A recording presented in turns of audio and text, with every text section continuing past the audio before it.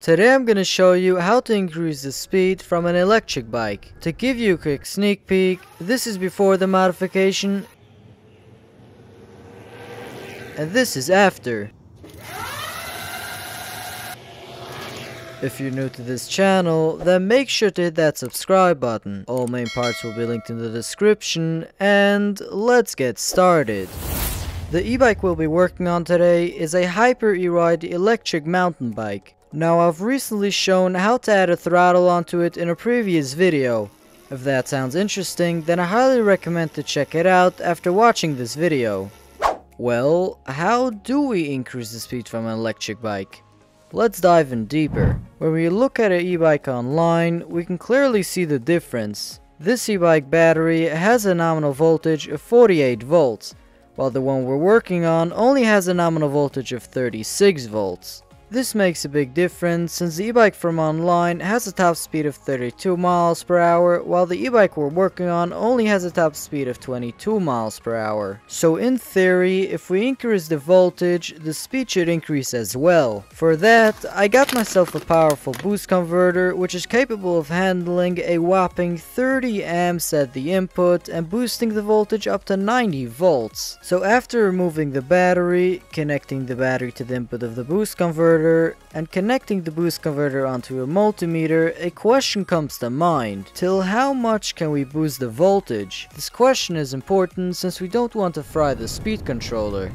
Well, the answer is that it depends on how much the speed controller from the e-bike can handle. When looking at the actual speed controller, we can see that it is rated for a nominal voltage of 36 volts. And while looking at its datasheet, we can not only see the wiring diagram for the controller and its programming options, but if we look closely at one of the first programming settings, we can spot the option of running the speed controller with a 60 volt battery. Perfect! So now, I'll pop back in the battery and enter the programming mode through the display to change the default voltage so that the controller will think that we've connected a 60 volt battery. To program the display, we have to hold down the power button and mode button at the same time for a few seconds. We'll enter the default password, which is 4 times 6, hold down the power button for a few seconds, and we're in.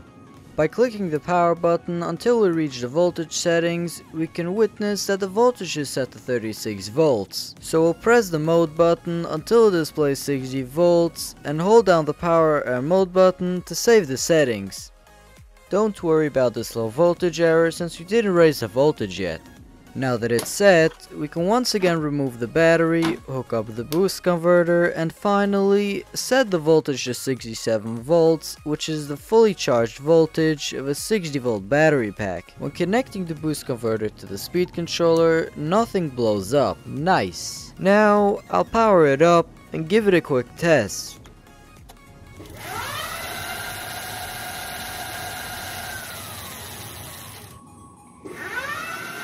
Wow, 38 miles per hour, that is almost double the speed. This does not mean that it will drive on the road at 38 miles per hour, but to find out how fast this e-bike will go, I have to 3D print a suitable enclosure which will help with both mounting it and waterproofing.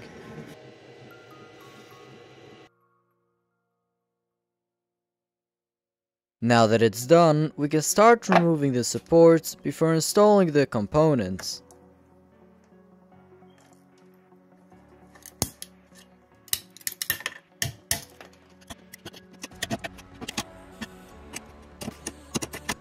The first component we'll install is an on and off switch, which will allow us to cut the power from the boost converter that will ultimately prevent the boost converter from draining the battery. The second component we'll install is a cable gland, which will hold the cables in place. I'm gonna use 2 self-locking nuts, which will be used for mounting the enclosure onto the frame of the bike. I'll also install a green LED, which will indicate the boost converter's output state. For the power wires, I'll use some 14 gauge silicone wire. Before clamping down the wires, I like to tin the wires with solder to improve the connection. Now that it's done, we can start wiring everything up.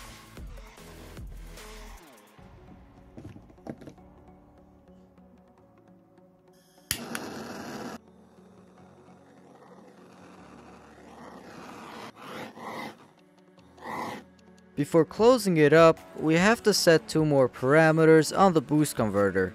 The first one is the undervoltage protection, which we can set to the maximum since the battery already features that. The second parameter is the constant current setting, which I'll be setting to maximum as well since we want the boost converter to be running at a constant voltage. To keep all the boost converter settings locked in place, I'll be using some hot glue. Before closing everything up, we have to remove the bolts in order to be able to replace it with these male to female spacers. After that is done, we can finally close it all up. The final step before mounting it is to waterproof it using some silicone.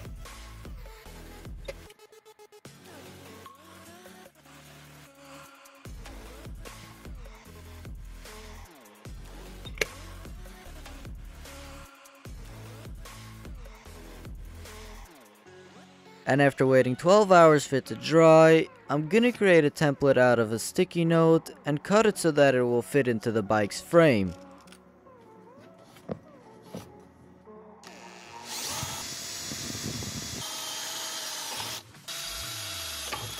Now we'll install the bolts and tighten everything down.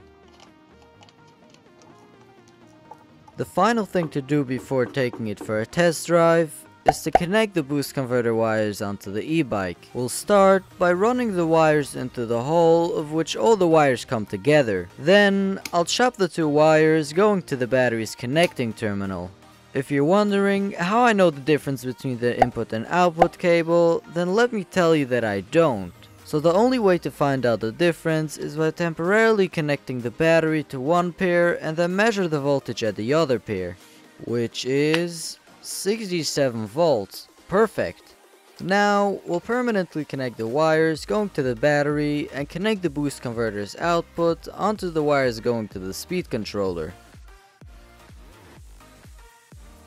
Next, I'll screw down the battery connecting terminal and then finally reinstall the battery. And now that the project is complete, it's time to take it for a test drive.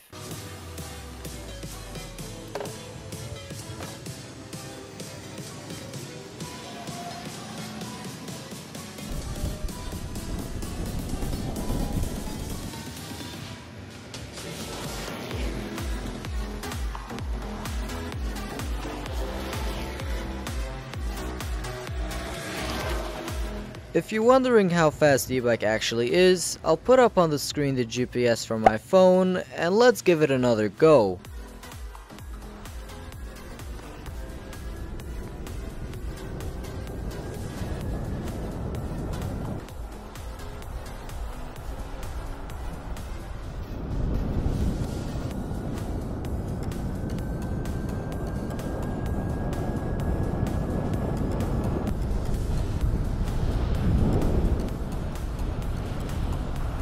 And the top speed is 28.6 miles per hour. Now while 28 miles per hour isn't much faster than the original speed of 22 miles per hour, just consider the fact that this is only a concept, which means you can easily achieve a higher speed just by replacing the speed controller with one that can accept a higher voltage. So if you like this project, then make sure to hit that subscribe button, and I will see you guys in the next video.